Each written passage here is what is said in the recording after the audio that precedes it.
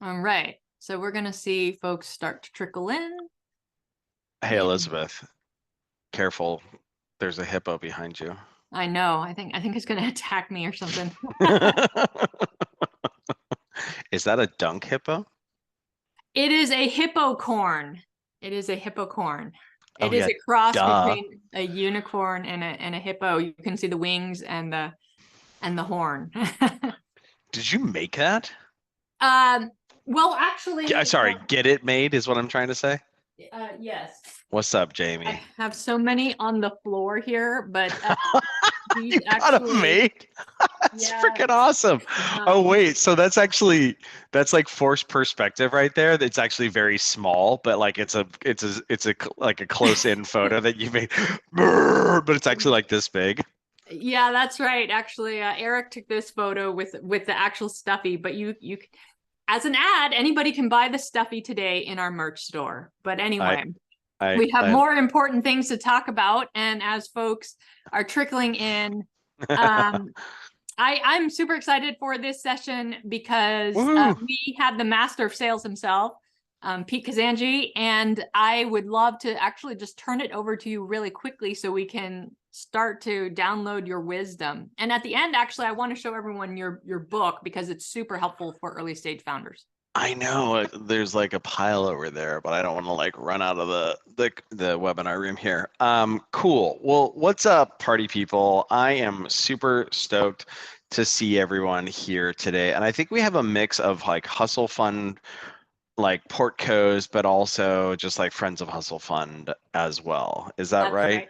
That Elizabeth? is right. That is right. I see a lot of folks in the chat, like from globally, so Oh, even neat. outside the US. And People in the middle of the night in like in Istanbul, yeah, in definitely. Singapore. And if folks have questions, throw it in the chat. And this is meant to be somewhat interactive. I will make sure that we get everyone's answers, or we hope to try to get everyone's answers to your questions. All right, Go for cool. it. So can everyone see my screen okay here?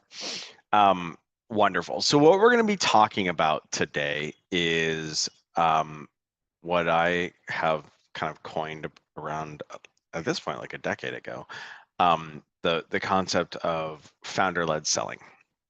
And it's kind of related to the book that I wrote on early stage sales, founding sales. But really what we're going to be talking about today is kind of why it's so important for, and this is, B2B, but like why it's so important for founders to be the first seller in their in their startup journey. Just kind of first and foremost, we're going to talk about that and kind of like the downsides associated with like not doing that.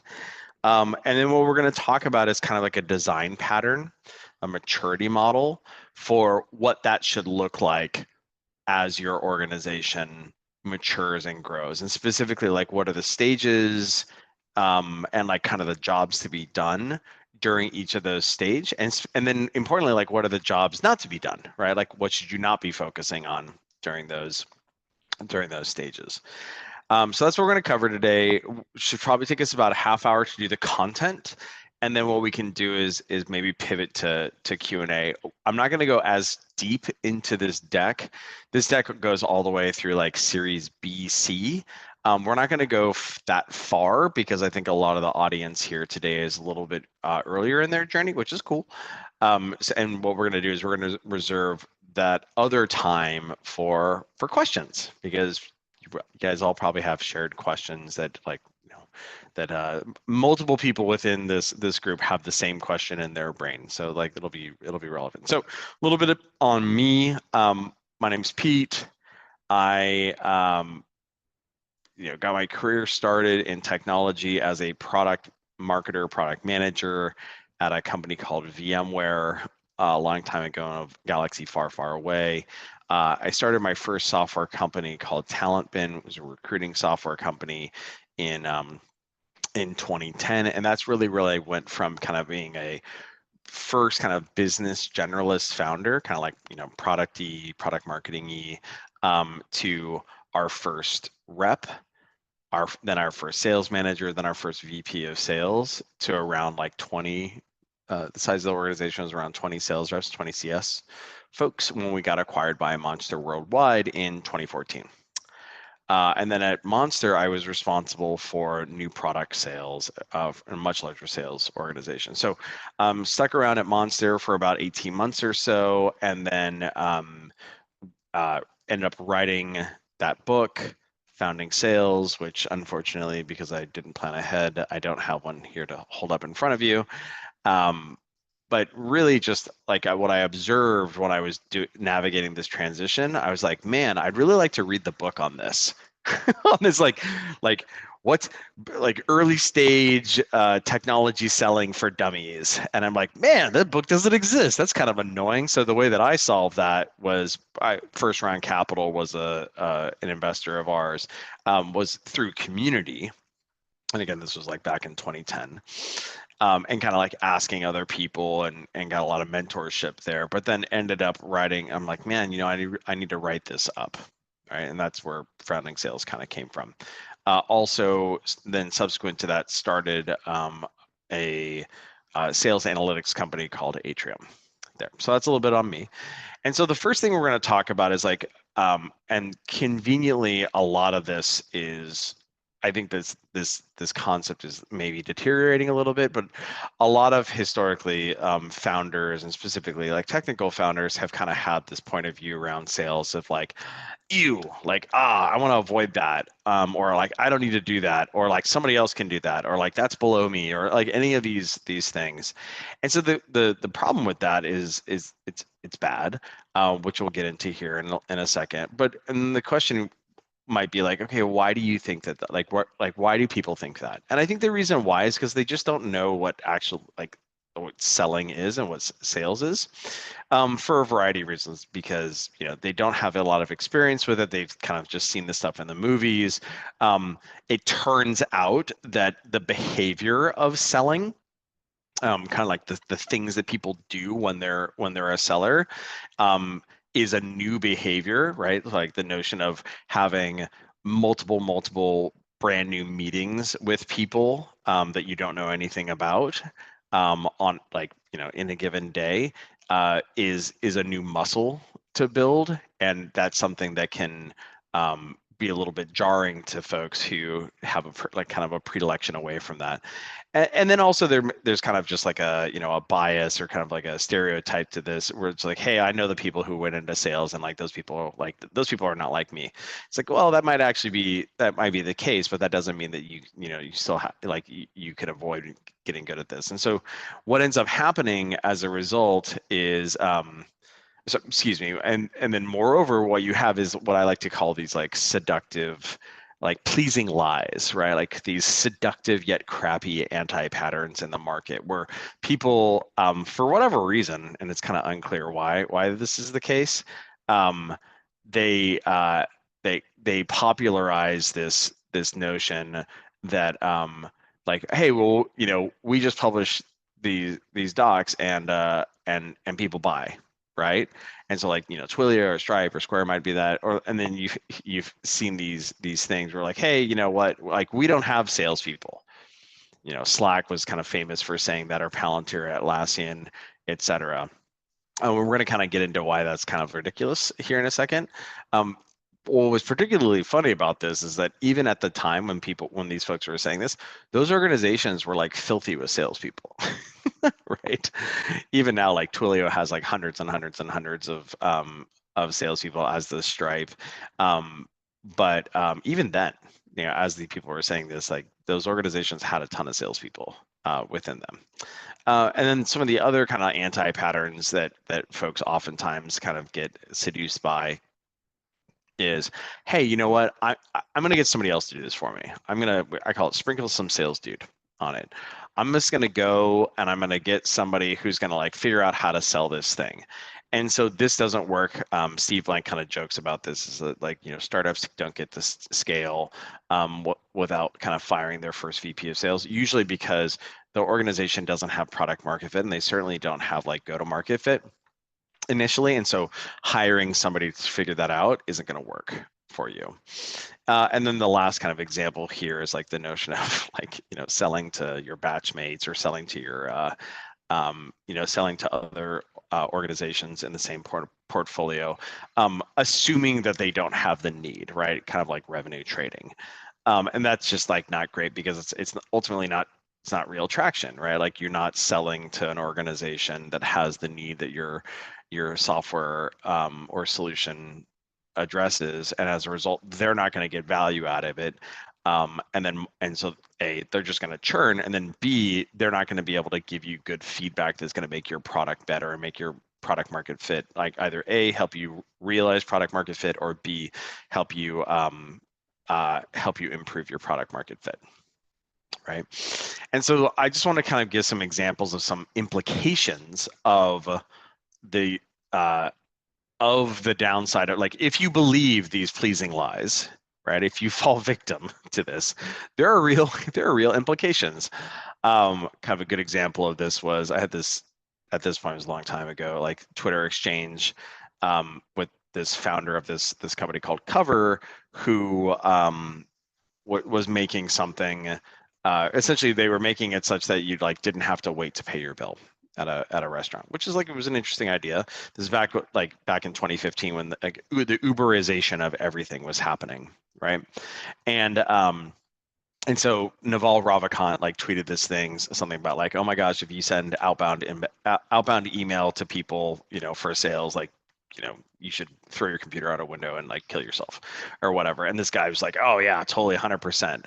And, and my response to that was like, hey, there are these large sales organizations that like work with SMB sales orgs, like, Yelp or Seamless or Grubhub or ADP or what have you. And like, you know what they do? They do outbound prospecting, right? So like, like, yay, referrals are great, but like that's like, unfortunately, that's no way to scale. Right? Like, I hope you figure this out. And of course, like the company was eventually acqui-hired, which was kind of a bummer.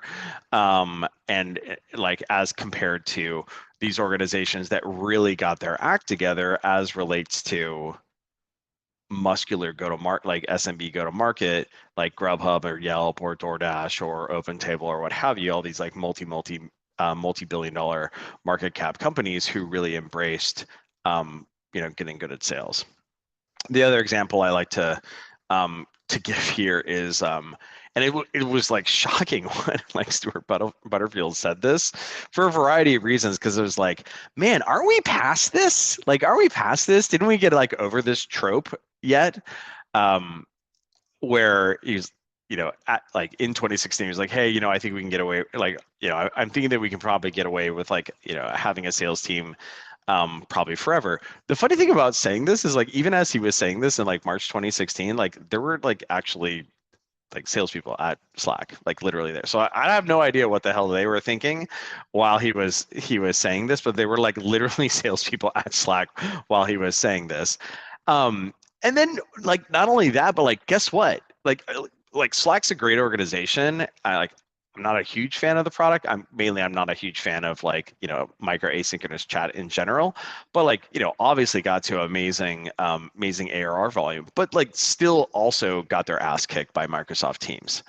And the reason why they got their ass kicked was by Microsoft Teams, was because, and I think it's Andreessen Horowitz. It's either Mark Andreessen's, this is Mark Andreessen's quote, or he might be quoting Jim Barksdale in this regard, but the project that startups are engaged in is, can innovation get to distribution before distribution can get to innovation? So in this case, like Slack was the innovator around, micro asynchronous chat, kind of like, team chat or what have you. And they needed to get to distribution before the organization that had very substantial distribution of business software, Microsoft, was able to get to innovation. And so what you can kind of see here is like, it took Microsoft started developing Teams here, right? And it took them a while to get there, but like once they got there, it was like, and so, that still may have happened. Like Slack still may have had to sell to to Salesforce, even if they had been more proactive in adopting an enterprise sales motion. But you have to imagine that there was probably like 12, 24 months where like this mind virus was floating around inside the organization versus like, hey man, if like we're going to be a large world killing company, we're going to have to really embrace sales in a meaningful way. So those are just kind of some cautionary tales there as to like why it's important. And these are like kind of two ends of the spectrum, right? Like by no means is like Slack, like a bad outcome or whatever. But you could totally imagine that it could have been the kernel of something that is like, I think what's Microsoft's market cap, $3 trillion or whatever. You could have imagined Slack being like the kernel of a new B2B like a new productivity operating system. And so whatever it was, like a $30 billion acquisition by Salesforce is obviously rad. But it's quite a bit different than a $3 trillion market cap, like, business productivity, like owner. Cool. Okay, so those are the cautionary tales. Well, like, let's talk about like, okay, well, if that's what we're not supposed to do, what ought we do, right? What are we supposed to do? And so that's essentially this founder-led selling maturity model that we're going to talk about here now. And so the important thing to remember as relates to startups is that value creation in startup does not happen smoothly over time. So like this is enterprise value right here, and then this is time. It doesn't look like this. And you can understand why people oftentimes think that it maybe should look like that, because they index off of these large companies that kind of looks like that. But as Steve Blank likes to say, like startups are not small, big companies.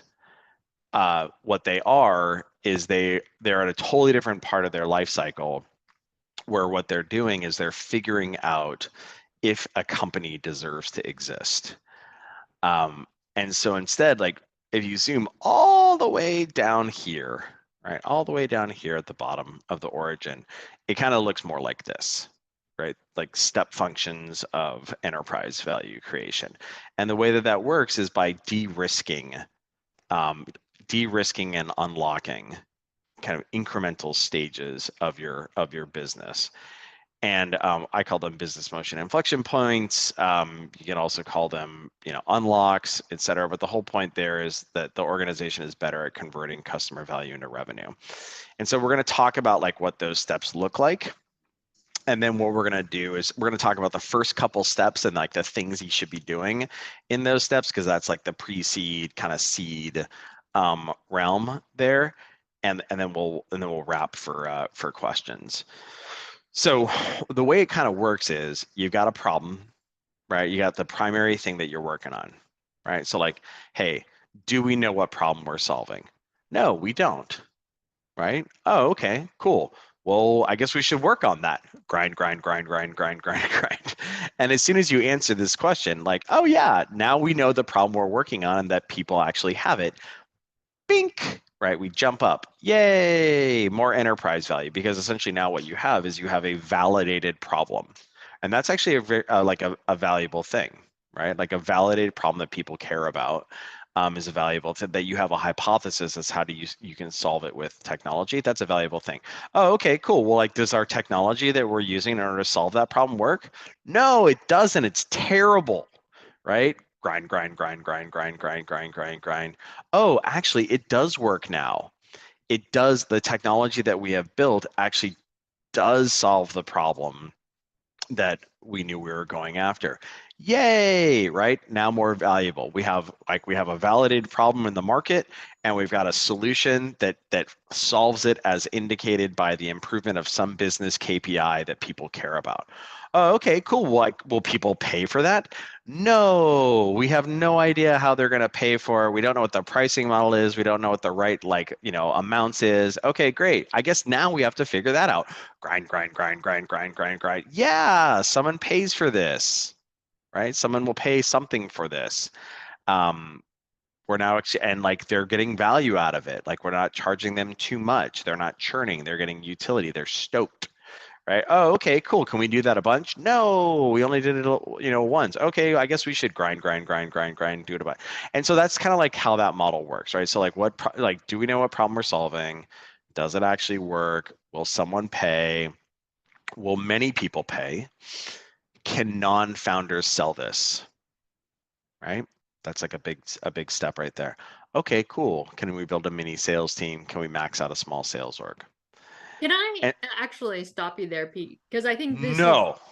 I think this is exactly right. But I mean, obviously, it's easier to say than do, and sometimes, there are many problems that a product could be sort of, peripherally around. Mhm. How do you know that you're going up the right staircase? Because like maybe you go up a few stairs and then you realize actually you're on the wrong staircase. You should be solving a different problem because maybe people would pay for something there. So you have to go back down, go up Yeah. another staircase. Like, how do you think about that as part of the sales process? Like, do you keep pushing up the staircase you're on, or do you Well, jump off? no, and Or and no, and I think the reason why is like like as you're going along here, you can see the friction or the pull in the market, right? Like, do we know what the problem we're solving? If someone is like if we're doing customer interviews with a bunch of different people and we're getting a bajillion different answers about like whether or not a problem is problematic or whatever, then maybe that actually indicates we should be looking at a different problem versus if we start, and we're going to get into this a little bit more in terms of like the jobs that we're doing, um, the jobs to be done at these steps versus if you have 12 customer interviews and you're asking about a specific kind of problem and they're like, oh my God, that's the biggest problem. Are you working on it? Oh my God, can I sign a contract right now in order to like pre-buy it? That's an indication of market pull versus like, yeah, it's kind of a problem. I don't know. I mean, like, yeah, it kind of seems like an issue. And then at each step, right? So like, so imagine the first case we were talking about where people are like, oh my God, are you gonna be working on that problem? Oh my God, can I be a beta user? Well, I don't know. I have a really big list of people, but like we're taking pre-commitments for I don't know, $10,000. Yeah, totally. I have discretionary budget. Like let's go, right?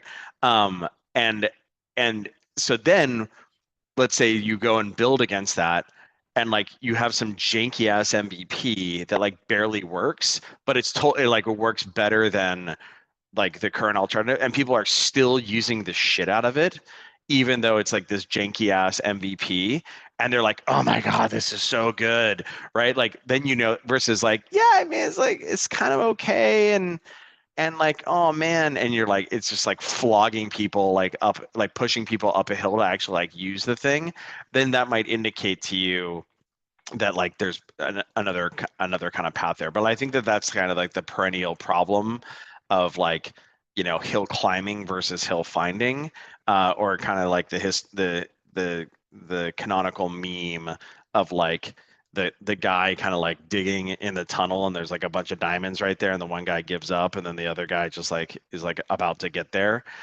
It's a very hard problem. But the point is like the answer to all these questions is interfacing with your customers more, right? Interfacing with your customers more like verbally and through analytics and what have you. Cool. Um, so then one of the cool things about this is some of these stages are more like unlock more scalability than others. And so as an example, as soon as you prove that non-founders can sell something, right? That's actually the key to scaling up a go-to-market. And the reason why is because your salespeople, like the way that salespeople sell things, is they have customer facing meetings, and there's only 40 or 50 hours in a week, and so like once a seller is having more than like 20 or 25 customer facing meetings, like they're kind of out of time, right? And so then you add like another human to have 20 or 25, 20 to 25 customer facing meetings a week. So as you can tell, and then that's like how organizations scale out sales organizations. And so this right here is the critical path to unlocking that, right? But you don't get here, you don't get to can non-founders sell this without you having done it first. Okay. Yep.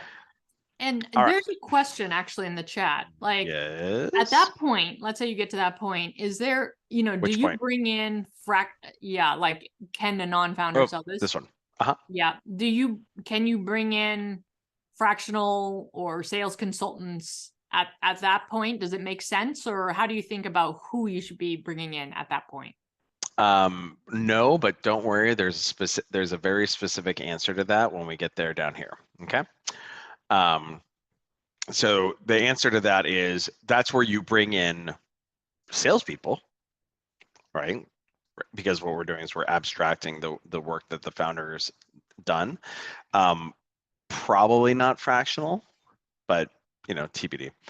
Cool. So let's go ahead and talk through a couple of these stages. We're going to talk about like what problem are we solving? Does this shit work? Will someone pay? Will many people pay? And then can non-founders sell this? Right. Those are the steps we're going to go through here. Cool. What problem are we solving? So this essentially is customer development, right? And what the purpose of this stage is this, right? We're validating pain points in the market. We're discovering and validating pain points in the market that we're going to put technology against and we're going to solve, right? So the things that we should be doing here is we should be engaging with customers, like potential customers that we hypothesize have these pain points, and we're going to interview them about those pain points and the current, like how they solve it right now, if like how big those pains are, what the willingness to pay is. We're going to transcribe those interviews, and we're going to and what's going to start happening is we're going to start seeing patterns. Either A, we're like, yeah, I don't really have that problem, in which case like, whoa, okay, cool, there's not a hill to climb here, kind of to Elizabeth's point earlier. Or ideally, we're going to start seeing patterns where people are like, oh yeah, I totally have that problem. It's like a huge magnitude. Or more importantly, what you're going to do is you're going to have like a couple dozen customer interviews of like, we'll use Atrium as an example. We did about 100 customer interviews when we were starting out, and the personas, like that, we had organizational personas and then human personas that we went across, right? So we talked with small sales organizations, medium sales organizations, large sales organizations, again, because we were talking about sales analytics. And then we talked with the humans in there. We talk to the managers, talk to the leader, the VP of sales, talk to the sales operations leader, talk to the CRO, talk to the CFO. And so what's going to end up happening is you're going to start kind of piecing together, you're going to start seeing these patterns. It's like, oh, got it. This human persona in this segment of organization right here, they are like the white hot center of like the person who really has this problem, and it's like a number one on their list. And like that's generally how that will play out versus like everyone being like, yeah, that's my number one problem for like all humans in the world. It's like, no. This human persona right here and this type of organizational persona right here has this really hot burning problem. And then as an entrepreneur, what you need to evaluate is, okay, are there a lot of those organizations and a lot of those humans that are like that? Because if there are, then probably we should build some stuff to solve that problem and like make a little arbitrage on that and like build enterprise value. Like that's what we do as entrepreneurs, right? Cool. So that's what's going to happen. Ideally, that's what happens as you do these customer interviews. You should be doing them yourself. There's no way that you can outsource this. My goodness gracious, that would be insane. You're ready to move on to the next step when you have like a statistically significant set of folks that you've talked to, where you kind of can see what the minimum viable feature set would look like in order to solve this problem in a way that would stoke them out, right? The big anti-pattern here really is just starting to build without understanding, your customer's needs. And sometimes people do. I'm sorry, this is like a big thing. Like this is like the anti lean startup, the anti Steve Blank here, where you just start building. Sometimes this can work if like you are building for yourself and you happen to have a very scalable problem, but even in that situation, it would be very, very good for you to validate that with like a larger set of human beings that have budgetary authority. Cool. So who should be doing this? This is an org chart right here. The business founder should be doing this, or the business founder and the technology founder could do this together. Other resources here that are really helpful. And actually here, I'll throw this in the chat for folks. Cool. Where's the chat? Oh, host and panelists. I guess I can't chat into the, actually, Elizabeth, maybe you can drop this in the chat. I just dropped that. This right here. So these are some resources that that folks might use in order to kind of like further investigate this. Really great article on First Round Review called "Get in the Van" by Michael Sippy. He was a VP of product at like Twitter for a while. Eric Ries's Lean Startup is great. Steve Blank's Startup Owner's Manual.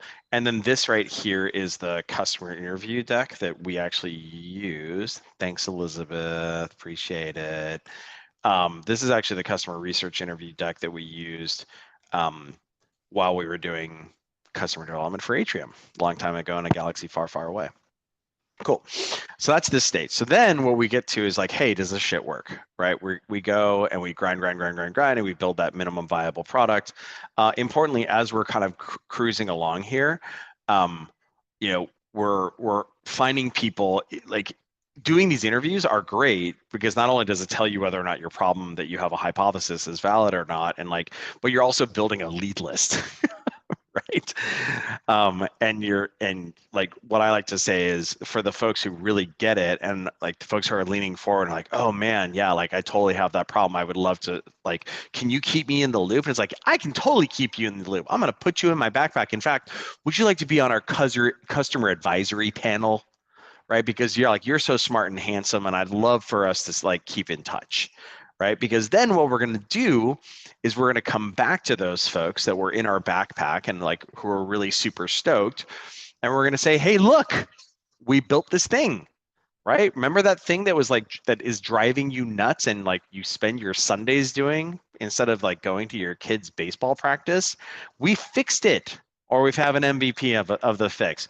Would you like to use it? Would you want to check it out? You want to validate that? And so that's what we're doing in this stage is we're eliciting a dozen or so beta users.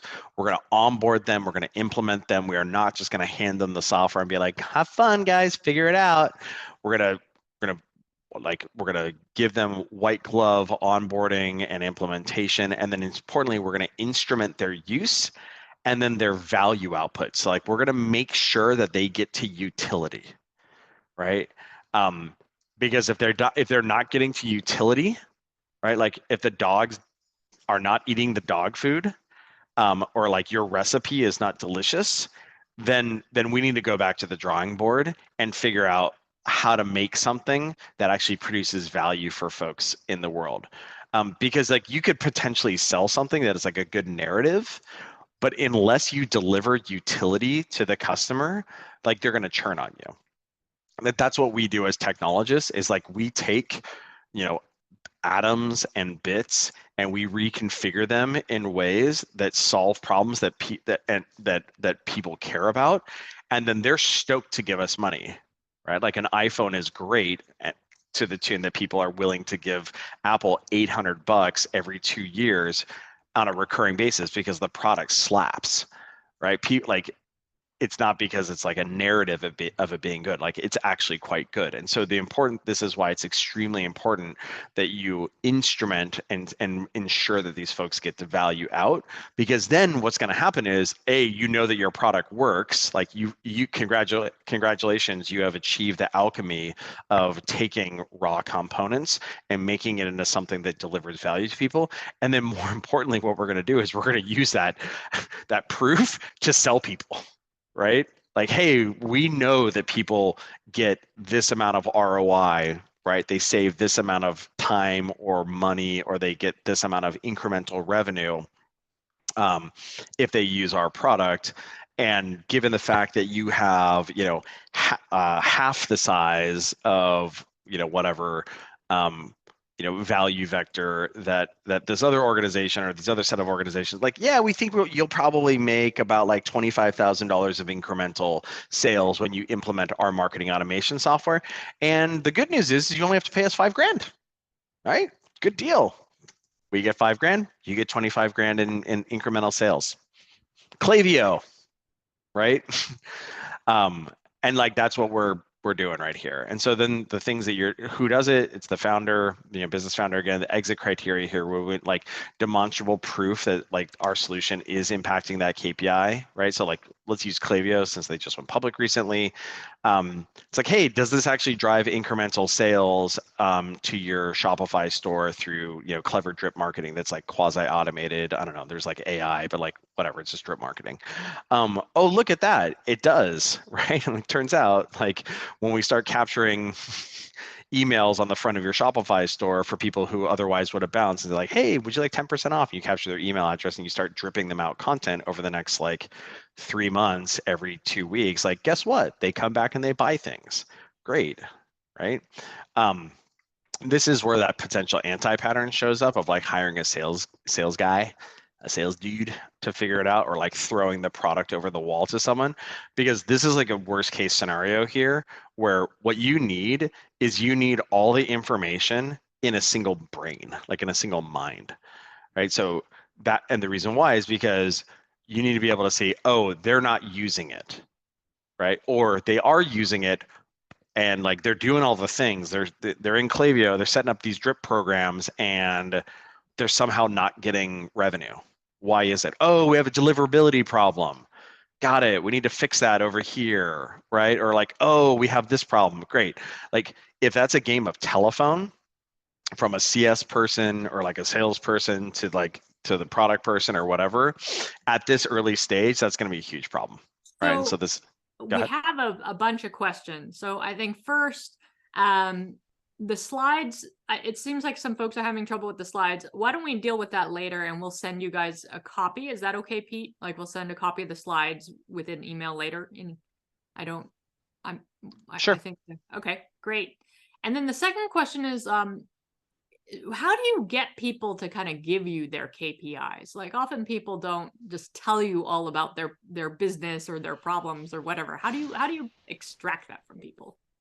Hold on a second. The example customer interview deck doesn't have permissions for anyone to view. Oh, that's easy enough. That's easy to fix. Wait, ask that question again. How do you get people to give you what? Their KPIs. Just ask them. Just ask him. This right here, it says anyone with the link can visit it.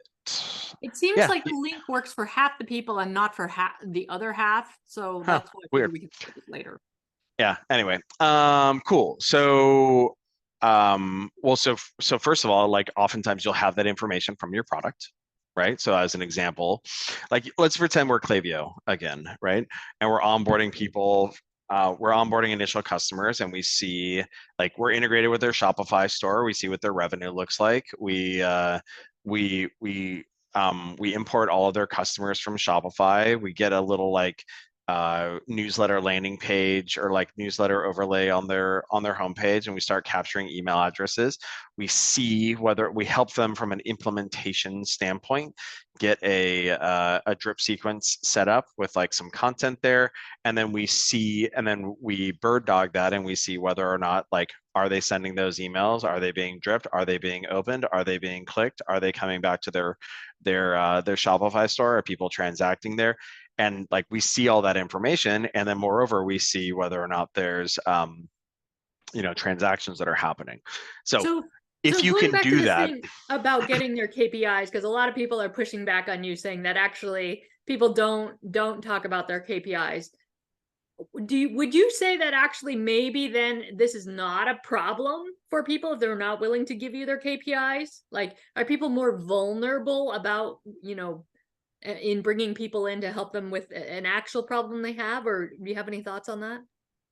I mean, I think if you're approaching it from the standpoint of a customer interview, and yeah, I've never had this problem, and I've never heard anyone like say that they have this problem. If you execute a customer interview of the style that get in the van here, and you just like are like, hey, I want to learn about your business. How's it going? Let's chat about this. Like, we're gonna be friends. You'd be surprised if you show up and you're like, hi, I would like to understand your KPIs. Then maybe they're probably okay, so there's a finesse to it. That is what you're saying. Like you've got to kind of be personable and I don't know, friendly, or like I'm just trying to, you know, address like this sort of elephant in the room that's going on in the chat. Oh, yeah. I mean, honestly, I've never heard that before in my life. Having like interacted with like thousands of organizations. And so perhaps I think the right way of going about that is to be like is to be open and personable in those customer development conversations. Like, yeah, I'm just trying to think about like the way that a customer development conversation should feel like. It should feel like you're having a coffee, like you're having a coffee with somebody and you're being friends with them, and you're having a like, I'm trying to learn about your business, can you explain to me, like you could totally imagine the founder of Klaviyo doing this, like, hey, I really liked your flip-flop store, I would love to learn more about how, like, these are amazing flip-flops, can I learn more about how you guys sell flip-flops? Yeah. And like, okay, cool, how do you guys go about like re-engaging your existing customer base? We don't. Oh, do you want to? Yeah, we do. It's just like you have to download them all from like Shopify and then do a mail merge over here. And it's like super annoying. Oh, it sounds like you've done that before. Like, did you actually try to do that manually? Yeah, we did, but it was just so error prone. It would take like 3 hours each time. Like what we've got, right? Like, take 3 hours. Okay, cool. Well, how frequently would you want to do that? Generally speaking, we'd want to do it like every 2 weeks or so. Did it work when you did it? Yeah, it did. Like it drove a bunch of sales. It just took like 4 hours to do. Cool. Like we just got a bunch of information from this person. They want to do it. They used to do it a certain way. It was a huge pain in their ass. It took them 4 hours to do it. It actually did drive value when they did do it, but they don't do it because it takes too much, like like it took too much labor. So like that's the way to go about it. I think, yeah, I'd be surprised. I've never had that problem. Um, cool. So where were we? Will someone pay? Right. So then once we know that someone like that this stuff actually works, the thing that we'll then proceed to is, will someone pay? And so this is why this is so important that we validate that value is being delivered here, right? That we have demonstrable proof of like that this is positively impacting KPIs, because in that, because what we're going to do is we're going to turn around and we're going to use that as a pricing rationale, right? So like we'll use the example with Klaviyo. We can say, hey, you know what? We know that organizations that have around this size of email list or this size of customer base, with a average order value of like so like let's use Klaviyo for like a snowboard store, because I think that's what the Shopify founders original kind of thing was. Like, we know that if you have a 10,000 person list and you sell things that are $500, you will probably get this amount of revenue lift, $50,000 a year or $100,000 incremental a year, or and that's why Klaviyo is going to cost you 10 grand, as an example, right? And so this is, so the and what we want to do is and that may not hit to start, but instead what we will, like, we'll iterate our way there. But what we want to be able to do is like present an ROI case to folks that they believe makes sense based on prior kind of like experience there. And then once we know that we're ready to proceed to refine our sales motion, once a set of customers is paying us in exchange for the value that our solution delivers there. Probably the primary anti-pattern for the primary anti-patterns here is not actually charging. And this is something that it's kind of related to the like, oh, I don't want to do sales sort of thing. It's just like, I'm not going to charge. I'm going to forestall doing this. The second anti-pattern here is like selling the solution, but not sufficiently investing that people get to success. It's extremely important that people do get to success, because those are going to be the folks who are going to be referenceable and help you with your incremental customers. Okay, and so again, this is still kind of like a one man, one woman show right here.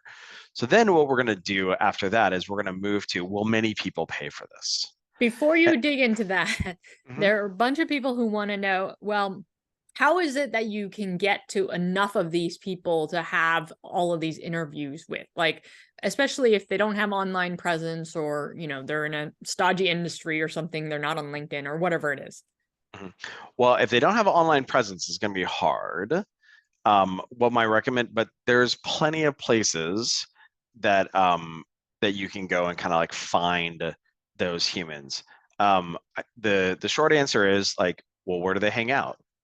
Like if you're selling something that is a B2B offering to to professionals, like LinkedIn is a great place, but it's not, but like LinkedIn maybe doesn't have a like huge presence, like as much of an international presence as we would desire.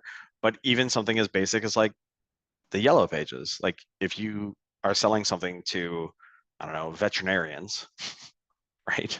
Dentists, like they're in the yellow pages. Go find the yellow pages. Oh, look, Yep. here's all the dentists in Singapore. Let's go talk to them, Yeah, right? I have a lot of portfolio founders who just like literally show up to where they are, like God trucking bless. refueling centers or Just do it. restaurants or whatever. Just go. Yeah, just show up. Yeah, just show up and like bring some and bring some donuts, right? Hi, how's it going? I'd love to hear more about how you refuel your truck. Would you like a donut? Nice. Um, cool. Will many people pay for this? So what we've got right here is we've got a situation where we have kind of proof that people will pay for something. So now what we want to do is we want to like loop the sales motion. And the reason why we're looping the sales motion, yeah, is to grow revenue, but it's more to kind of like take the rough edges off of the sales motion, because what we're doing here is we're doing repetitions of what it, like this kind of adolescent motion, because then what we're going to do is we're going to package it and we're going to give it to somebody else. But we can't just go from this where there's like not a packaged sales motion to this where we add a bunch of people without kind of taking the rough edges off. And so that's the purpose of this stage, is doing more repetitions of this. We're like, hey, this feels like we've got our pricing. We know who our kind of like our hypothesized ideal customer profile is right here. We've sold a couple of these folks initially here. Great, let's do this a couple dozen times, right? And there's a couple ways you can do this. This is where you can add in incremental folks. One approach is to add sales development in front of the business founder, so to stock the calendar, if you will, of the seller, right? So essentially what you're doing is you're abstracting lead generation to a sales development rep, and then the business founder is still doing selling and success. Or you could potentially flip it around the other way, where the business founder is doing the lead gen and the selling, and then you have someone who's responsible for catching the newly acquired customers and getting them to success. But this is kind of the first place where you can start potentially having abstraction there. Importantly, the thing that you're going to be doing here is you're taking this existing kind of like basic sales motion and you're just looping it, a good few dozen, 30 to 50, kind of depends on the magnitude of your sale, like of your transaction, and with the intention of turning that into like 10 to 20-ish customers. And again, these numbers are just like guidelines here. But what you want to do is you want to get to the point where like, yeah, you know what? Here's the sales motion. Like with Atrium, I think I sold our first like 10 customers as an example. And I probably had like a 20% win rate. So that meant that like it was 50 opportunities that I ran as a seller, and then got 10 customers going, at which point I brought on incremental salespeople. And so what was I doing during that time? Well, I was like making tools for myself as a seller, right? I was creating discovery questions for myself. Oh, okay, that call went a little weird this way. You know what I should have done? I should have ordered the discovery questions this way. Okay, you know what? That prospect asked this question right here. I should have or I should add an incremental slide, or this slide was confusing. I need to rejigger it right here. And so these are the tools that you're going to be using, would be those profile, like the prospect list that we were talking about earlier, and the way to kind of engage with those folks, messaging, qualification criteria, email outreach materials, sales presentation, demo and presentation script. These are all the things that a salesperson needs in order to be successful when they are selling your solution, and they will not create this. They will not create this themselves, right? This is something that you as a business founder would be better pressed to do. The exit criteria here would be, 1 or 2 dozen customers, at which point it's like, okay, cool. If I'm selling this at a 20% or a 15% or a 25% win rate, cool. It feels like if I bring on 2 sellers, I could probably get them to a 15% or a 20% win rate as well. And then that's then the next step that we would move on to. Again, the anti-pattern here would be getting somebody else to do this for you, because like they're just not going to successfully do this. Like if you sell 1 customer and then you hand it off to a salesperson, you're like, go ahead, figure it out. They are not going to do this, right? They are just going to fail. And then your business will fail as a result. So then what the next step is, and this is the point at which you potentially can add abstraction.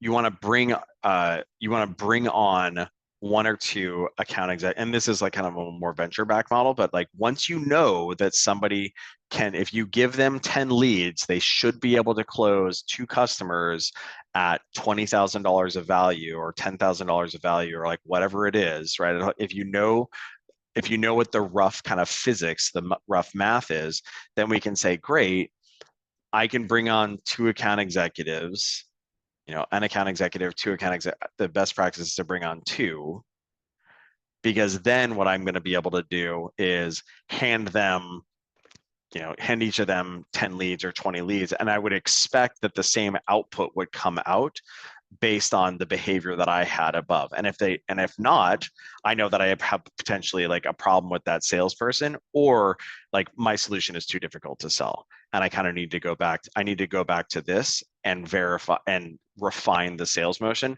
such that like a platonic salesperson will be able to sell this. And so the purpose of this stage right here is to bring these folks on and invest in their brain the thing that you figured out up here, right? And so like it's less about, this stage is less about doing the selling, and it's more about the hiring, the training, and the management of those folks to get them to success. The tools that you're going to be using are the tools that you created back here. You're going to be onboarding these folks and getting them to success, pitch certifying them, discovery certifying them, et cetera. As you can see, this step right here relies on the things that you created back here. And do you have them do the whole process, or just like, here are the leads and, just do demos? Like, how do you think about structuring that, and any compensation ideas, et cetera? What do you mean when you say have them do the whole process? Like initially, do you have somebody else say, okay, we're going to get leads, like we're going to do outbound cold email, answer their responses, set up a demo call and do the call, like that whole process? Or do you have other parts of the system queuing up the leads for somebody? It kind of depends on your sales motion, but in this case, this is kind of like the prototypical architecture is what we had was sales development rep with a business founder. And then in this case, it's like sales development rep feeding 3 account executives, including the business founder there. That's typically the way that you would go about this. But, you could also imagine a situation wherein you just have full cycle reps instead. It really kind of depends on the economics of your solution. So like, for instance, if you're selling a low average selling price solution to SMB prospects, generally speaking, that's going to be a full cycle rep, right? So like DoorDash or Yelp or any of those. If you're selling something that's more of a higher average selling price considered purchase, like I don't know, like Databricks or like Census or Outreach or what have you, you might have something that's more structured like this. But the important thing here is what you're going to be doing is you said a phrase earlier, just hand them the leads and have them go. It's like, no, no, no. Like this is babysitting, right? Like what you're going to be doing is you're going to be onboarding these account executives, and then like you're going to be riding along with them, getting them to success, right? It's like the way to think about it is like sports, right? You don't just like show them how to like throw the pitch and then be like, all right, cool, here's a bucket of balls, have fun. It's show them how to throw the pitch, then stand next to them while they're doing it. Oh, you did it wrong. Here, go ahead, do it a little bit more like this. Here, try it again. Oh, you did it wrong this way. Here, go ahead, try it again, right? And you're going to be doing this through practice before you're doing it individually or like with actual live customers.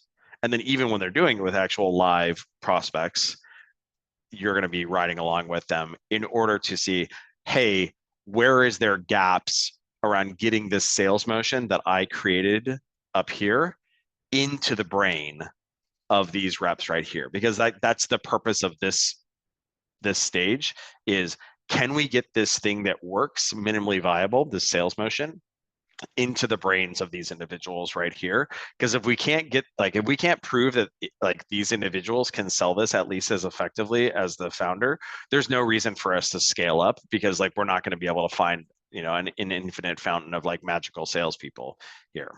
So what I'm sensing from the chat is that there are many people who do not have a sales background. That's why they're on this call. Mm-hmm. How do you get comfortable knowing that what you're coaching is right?